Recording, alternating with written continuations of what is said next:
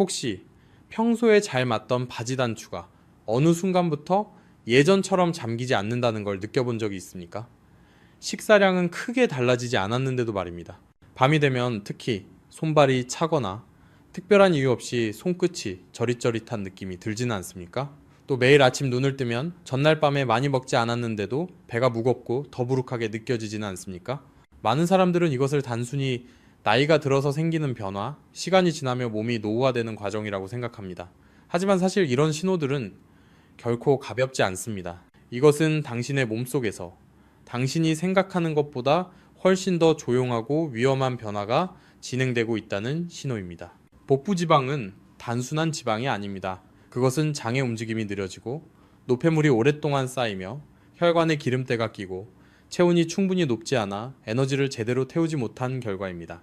장이 막힌 배관처럼 되면 독소가 몸 안에 머물러 다시 혈액으로 흡수됩니다. 혈관이 탄력을 잃으면 압력이 높아지고 혈압이 서서히 상승하기 시작합니다.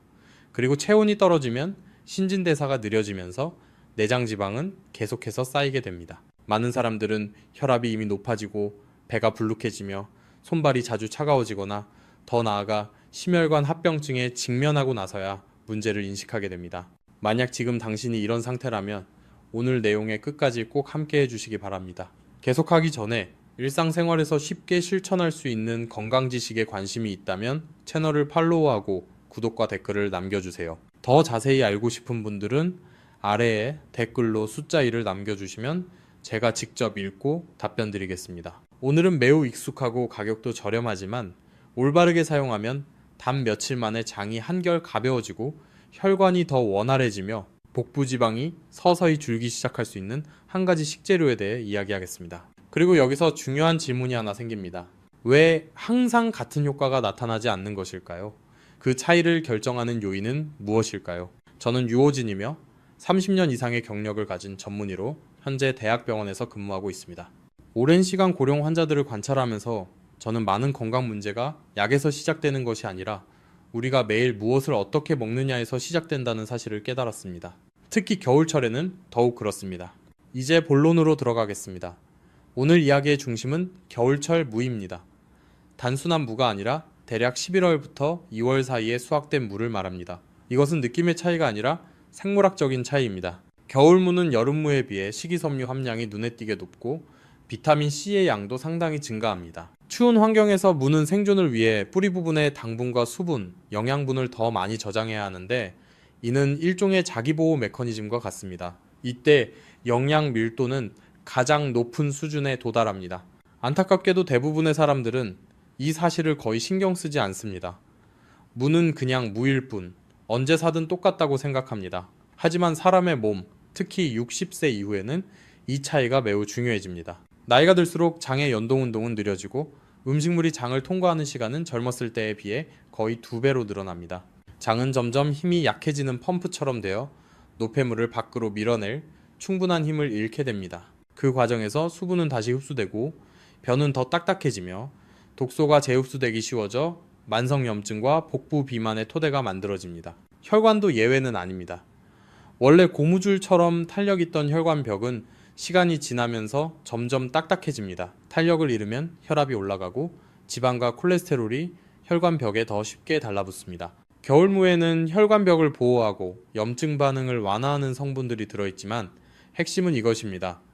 무만 먹어서는 충분하지 않습니다. 진짜 효과는 무를 적절한 식품들과 올바르게 조합했을 때 나타납니다. 바로 그 조합의 구조가 장을 깨끗하게 하고 혈관을 이완시키며 복부 지방이 안쪽에서부터 줄어들기 시작하게 만드는 열쇠입니다. 복부 지방에 대해 이야기하면 많은 사람들은 단순히 많이 먹었느냐, 적게 먹었느냐의 문제만을 떠올립니다. 하지만 임상 현장에서 제가 관찰한 바로는 고령자의 복부 지방 대부분은 훨씬 더 깊은 문제, 즉 장의 기능 저하와 장 환경의 장기적인 오염에서 비롯됩니다. 장이 음식물과 노폐물을 원활하게 밀어내지 못하면 오래된 찌꺼기들이 장벽에 하루하루 쌓이게 됩니다.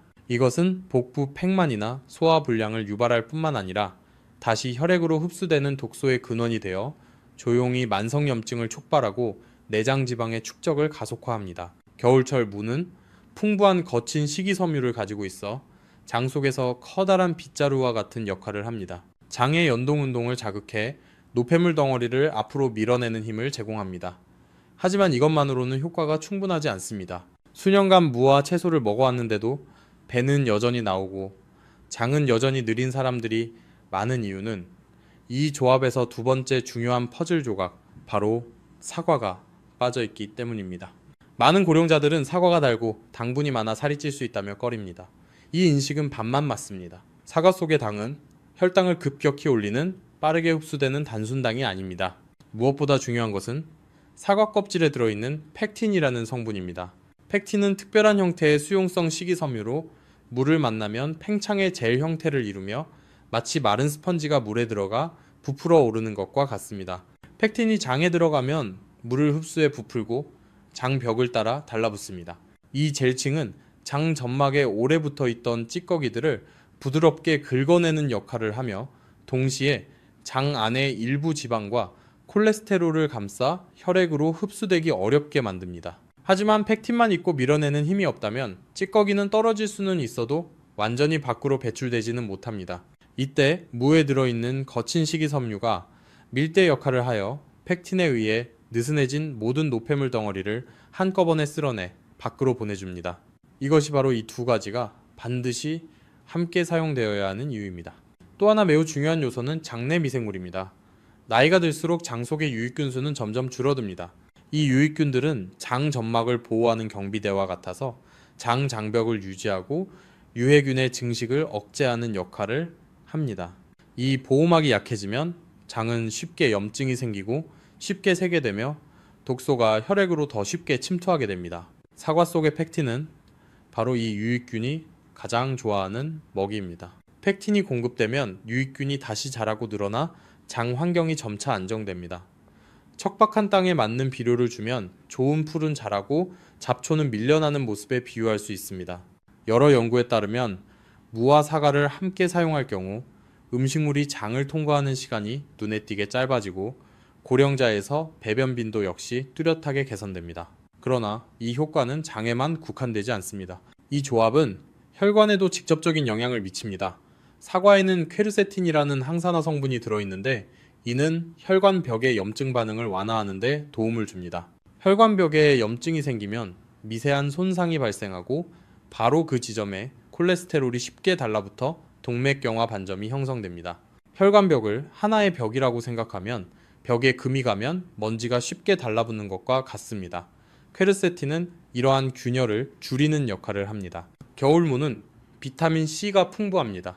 비타민 C는 면역력을 높이는 성분일 뿐만 아니라 혈관 내피층의 재생에 필수적인 요소입니다. 비타민 C가 충분하면 혈관벽은 탄력을 회복하는 능력이 좋아집니다. 탄력 있는 혈관은 혈류에 따라 부드럽게 확장과 수축을 반복하며 압력을 낮추고 순환을 개선합니다. 사과와 물을 함께 사용하면 한쪽은 염증을 줄이고 다른 한쪽은 구조를 강화해 혈관 보호 효과가 서로 증폭됩니다. 사용 방법 역시 매우 중요합니다.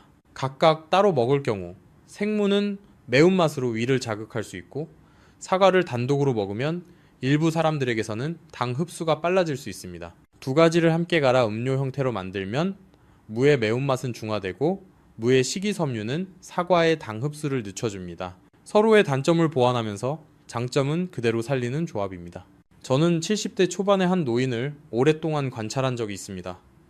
수년간 변비를 앓았고 늘 배가 팽팽했으며 화장실에 갈 때마다 큰 어려움을 겪었습니다. 무와 사과를 비슷한 비율로 갈아 마시기 시작한 후 불과 며칠 만에 배변이 훨씬 수월해졌다고 느꼈습니다. 약 일주일이 지나자 아침에 복부 팽만감이 뚜렷하게 줄었고 허리둘레도 조금씩 감소하기 시작했습니다. 주목할 점은 그는 식사량을 줄이거나 운동량을 늘리지 않았고 단지 이 식품 조합만을 올바르게 조정했을 뿐이라는 사실입니다. 방법은 매우 간단합니다. 겨울철 무약 100g과 사과 100g을 준비하고 두 가지 모두 껍질을 벗기지 않는 것이 좋습니다. 껍질에 중요한 활성 성분들이 들어있기 때문입니다.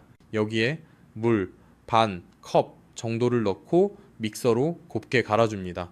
가장 좋은 섭취 시점은 아침 식사 약 30분 전, 장이 비교적 비어있는 상태일 때입니다. 이때 이 혼합물은 최대한의 효과를 발휘할 수 있는 공간을 얻게 됩니다. 많은 사람들은 불과 며칠 만에 장이 한결 가벼워지고 배가 점점 들어가며 몸 안에서부터 풀리는 느낌을 받기 시작합니다. 그러나 장을 깨끗이 하는 것은 시작에 불과합니다. 내장 지방이 실제로 연소되고 혈류가 더 원활해지기 위해서는 몸에 또 하나의 요소가 필요합니다. 바로 체온입니다.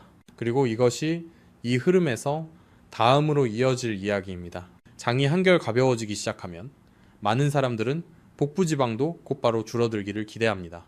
하지만 실제로는 장이 더 잘 통하고 배변이 규칙적으로 이루어지는데도 배는 여전히 말랑하고 손발은 여전히 차며 몸 안에 무거운 느낌이 완전히 사라지지 않는 경우가 적지 않습니다.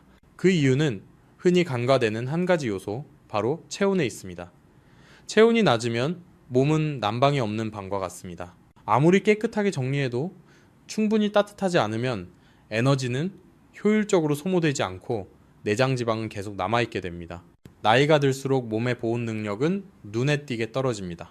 혈액순환은 느려지고 피부 아래와 복강 내의 지방은 늘어나지만 역설적으로 몸의 중심부는 오히려 차가워집니다. 이러한 속부터 차가운 상태가 신진대사를 둔화시키는 원인이 됩니다. 여러 연구에 따르면 체온이 단지 조금만 낮아져도 기초에너지 소비량 역시 함께 감소합니다. 이것이 바로 같은 식단을 유지하더라도 나이가 들수록 복부 지방이 더 쉽게 쌓이는 이유입니다. 이때 두 번째 조합이 역할을 하게 되는데 바로 겨울무와 생강의 결합입니다. 많은 사람들은 생강 이야기를 들으면 고개를 저으며 생강이 맵고 열이 강해 위를 자극하기 쉽다고, 특히 고령자에게는 부담이 된다고 생각합니다. 하지만 실제로 생강이 불편함을 주는 경우는 과도하게 사용하거나 잘못된 시점에 섭취했을 때입니다. 무와 올바르게 조합되면 생강은 오히려 소화를 돕고 체온을 조절하는 매우 효과적인 재료가 됩니다. 생강에는 진저롤과 쇼가올 같은 활성 성분이 들어있습니다. 이 성분들은 혈액순환을 자극하고 체내에서 열 생성을 증가시키는 작용을 합니다. 체온이 단일도 정도만 올라가도 신체의 기초대사량은 눈에 띄게 증가할 수 있습니다. 기초대사량이란 휴식을 취하거나 가만히 앉아 있거나 잠을 자고 있을 때에도 몸이 소비하는 에너지의 양을 말합니다. 이것이 바로 몸의 기본 연소로입니다. 이 연소로가 약해지면 지방이 쌓이는 것은 피하기 어렵습니다. 여기서 매우 중요한 것이 갈색 지방의 역할입니다. 인체에는 크게 두 종류의 지방이 존재합니다. 흰색 지방은 저장 지방으로 주로 복부, 허벅지, 엉덩이에 축적됩니다. 반면 갈색 지방은 에너지를 태워 열을 만드는 기능을 합니다. 갈색 지방이 활성화되면 흰색 지방을 연료로 사용하게 됩니다. 생강은 이러한 갈색 지방을 활성화할 수 있는 대표적인 천연식품 중 하나입니다. 생강이 몸에 들어오면 열 생성 과정이 증가하고 갈색 지방의 활동이 활발해지며 복부의 흰색 지방도 점차 건드려지기 시작합니다. 생강은 대사작용뿐만 아니라 혈관에도 직접적인 영향을 미칩니다. 고령자에게 흔히 나타나는 문제 중 하나는 혈소판이 쉽게 서로 달라붙는 현상입니다. 혈소판은 상처가 났을 때 지혈에 중요한 역할을 하지만 혈관 안에서 불필요하게 응집되면 혈전이 형성될 위험이 커집니다. 생강은 이러한 과도한 혈소판 응집을 억제해 혈액이 더 원활하게 흐르도록 돕습니다. 동시에 생강은 혈관을 부드럽게 확장시켜 혈관 내강을 넓혀주어 손발까지 가는 혈류를 개선합니다. 그래서 생강을 올바르게 사용한 후 손발이 덜 차고 저림이 줄어들었다고 느끼는 사람들이 많습니다. 생강이 겨울무와 함께 사용되면 효과는 서로 보완됩니다. 무가 계속해서 장을 깨끗이 하고 독소 부담을 줄이는 동안 생강은 몸의 중심 체온을 끌어올리고 혈액순환을 개선하는 데 집중합니다. 장이 더 깨끗해지고 독소가 줄어들며 혈액순환이 좋아지고 체온이 고르게 분포되면 몸 안의 무거운 느낌은 점차 사라집니다. 혈관이 확장되고 저항이 줄어들면서 혈압 역시 보다 안정되는 경향을 보입니다. 저는 70대가 넘은 한 할머니를 만난 적이 있습니다. 매년 겨울마다 특히 밤에 손발이 얼음처럼 차갑다며 불편함을 호소했는데 혈압약은 꾸준히 복용하고 있었습니다. 측정된 혈압 수치는 정상 범위였지만 차가움과 저림은 전혀 나아지지 않았습니다. 이후 겨울무와 생강을 함께 끓여 따뜻하게 마시기 시작했고 하루 2번 규칙적으로 섭취한 지 며칠 만에 손이 확실히 따뜻해졌다고 느꼈습니다. 약 일주일이 지나자 저릿한 느낌도 줄었고 잠도 더 깊어졌습니다. 이는 불편한 증상이 항상 약으로만 해결되는 것은 아니며 때로는 몸에 맞는 올바른 도움만으로도 충분하다는 것을 보여줍니다. 이 조합의 준비 방법은 복잡하지 않습니다. 겨울 무약 100g과 생강 약 10g이면 충분합니다. 생강은 많을 필요가 없으며 엄지손가락 한마디 정도면 됩니다. 두 재료를 얇게 썰어 약 500ml의 물에 넣고 약 10분간 은근히 끓입니다. 따뜻할 때 마시는 것이 좋으며 하루 2번 아침과 저녁으로 나누어 섭취합니다. 위가 민감한 사람들은 속쓰림을 피하기 위해 식후에 마셔도 됩니다.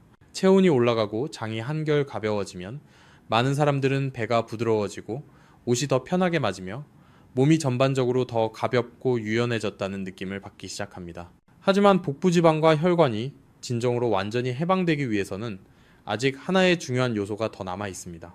바로 체내에 축적된 나트륨의 양과 혈관 내부의 압력입니다. 장이 가벼워지고 체온이 서서히 올라가기 시작하면 많은 사람들은 몸의 변화가 뚜렷하게 느껴진다고 말합니다. 하지만 여전히 해결하지 않으면 복부지방과 혈관이 진정으로 원활해지기 어려운 또 하나의 조용한 문제가 남아있는데 그것이 바로 체내에 축적된 나트륨의 양과 혈관 내부의 압력입니다. 많은 고령자들은 짠 음식이 혈압을 올린다고 생각해 국물 요리나 탕 요리를 아예 피하는 습관을 가지고 있습니다. 이 생각은 절반만 맞습니다. 문제는 국물 그 자체가 아니라 그 국물이 무엇으로 만들어졌느냐에 있습니다. 세 번째 조합은 바로 겨울무와 해조류의 결합입니다. 해조류, 특히 국을 끓일 때 흔히 사용하는 종류에는 알지네이트라는 특별한 수용성 식이섬유가 들어있습니다. 이 성분은 점성이 있어 장에 들어가면 얇은 막처럼 지방과 콜레스테롤을 감싸 장벽을 통해 흡수되는 것을 막아줍니다. 알지네이트를 식품 포장용 랩에 비유하자면 과잉지방을 감싸 배설 경로를 통해 몸 밖으로 내보내는 역할을 합니다. 그 결과 혈액으로 들어가는 지방의 양이 줄어들고 혈관이 받는 부담도 함께 감소합니다. 그뿐만 아니라 해조류에는 칼륨이 매우 풍부합니다. 칼륨은 체내 나트륨의 균형을 맞추는 역할을 합니다. 나트륨이 과도하게 쌓이면 혈관 안에 수분이 정체되고 압력이 높아지며 혈압이 점점 상승합니다. 칼륨은 나트륨을 세포 밖으로 끌어내 소변으로 배출되도록 도와 혈관 내부의 압력을 낮춥니다. 고령자의 식단은 필요 이상으로 염분이 많은 반면 칼륨 섭취는 부족한 경우가 많아 이 균형이 쉽게 깨집니다. 해조류를 올바르게 보충하면 이 균형을 다시 회복하는 데 도움이 됩니다. 해조류에는 또 하나의 성분인 라미닌이 들어있는데 이는 혈관을 이완시키는 작용을 하는 아미노산의 한 종류입니다. 혈관벽이 이완되면 내부 압력이 낮아지고 혈액이 더 쉽게 흐릅니다. 혈관을 고무 호스에 비유한다면 라미닌은 호스의 긴장을 풀어 과도한 수축을 완화해주는 역할을 합니다. 해조류가 겨울 무와 함께 사용되면 그 효과는 서로 증폭됩니다.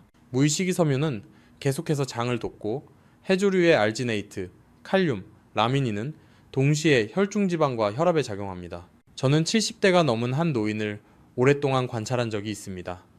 그는 약을 꾸준히 복용하고 있음에도 혈압이 항상 높은 수준에서 오르내렸습니다. 짠 것이 걱정되어 국물 요리를 거의 완전히 피하고 있었습니다. 이후 조리 방법을 바꾸어 겨울무와 해조류로 매우 싱겁게 거의 소금을 넣지 않고 국을 끓여 먹기 시작한 뒤 약 2주 만에 집에서 측정한 혈압 수치가 점차 내려가며 안정되었습니다. 그가 가장 놀랐던 점은 아침에 몸이 한결 가벼워지고 예전처럼 머리가 무겁거나 팽팽한 느낌이 사라졌다는 것이었습니다. 이 조합의 조리 방법도 어렵지 않습니다.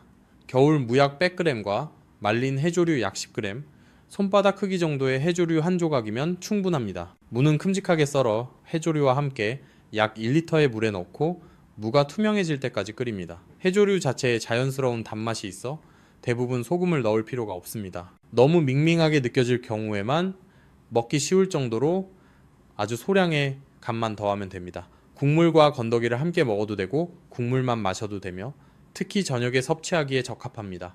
이 세 가지 조합의 효과에 대해 이야기하면 많은 사람들이 왜 하필 5일이냐고 묻습니다.